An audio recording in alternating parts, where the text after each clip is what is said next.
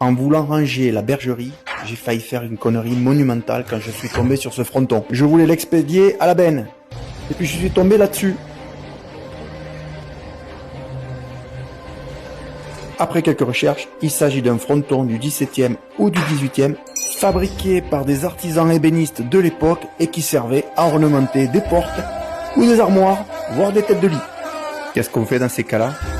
On lui redonne une deuxième vie.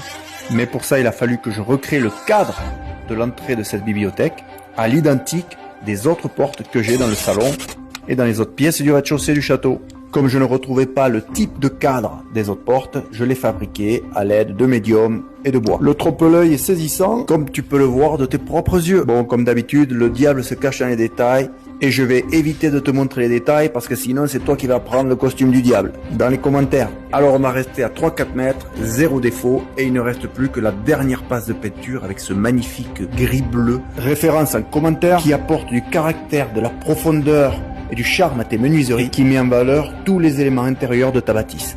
Oui, je sais, on voit des défauts, mais ce n'est que la première couche. Un peu de patience, tout vient à point à qui sait attendre.